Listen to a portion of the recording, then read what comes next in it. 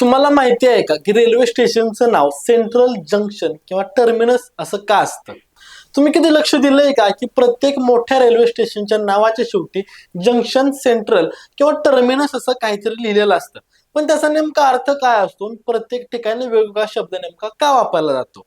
सर्वप्रथम जंक्शन बद्दल बोलूया. जंक्शन म्हणजे जिथे एकाहून अधिक रेल्वे मार्ग एकत्र येतात किंवा वेगळे होतात. म्हणजेच हा एक महत्वाचा बदल स्थानक असतो. उदाहरणार्थ मनमाड जंक्शन, भुसावळ जंक्शन किंवा नागपूर जंक्शन आणि ही सर्व ठिकाणं रेल्वेच्या दृष्टीने खूप मोठे क्रॉसिंग पॉइंट्स आहेत. आता पुढे आहे सेंट्रल. हे फक्त देशातील प्रमुख गजबजलेली किंवा धोरणात्मक दृष्ट्या महत्वाची स्थानकांना दिलेलं नाव आहे. उदाहरणार्थ मुंबई सेंट्रल, चेन्नई सेंट्रल किंवा कानपूर सेंट्रल या स्थानकावरून देशाच्या अनेक भागांना जोडणाऱ्या गाड्या सुटतात, म्हणूनच त्यांना सेंट्रल हा दर्जा मिळतो. आता टर्मिनस या शब्दाचा अर्थ समजून घेऊया.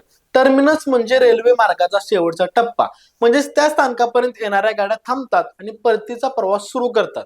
मुंबईचा छत्रपती शिवाजी महाराज टर्मिनस हे त्याचं उत्तम उदाहरण आहे. तर मंडळींनो, बघितलं का, रेल्वे स्टेशनच्या मागे असलेले हे शब्द फक्त फॉर्मॅलिटीसाठी नाहीत, तर त्या भूमिकेची ओळख करून देणारे संकेत असतात. जंक्शन, सेंट्रल किंवा टर्मिनस हे शब्द त्या स्टेशनचं महत्व वेगवेगळ्या प्रकारे सांगतात. तर अशाच माहितीविषयक व्हिडिओसाठी आपल्या स्पीड चॅनल नक्की सबस्क्राईब करा. धन्यवाद.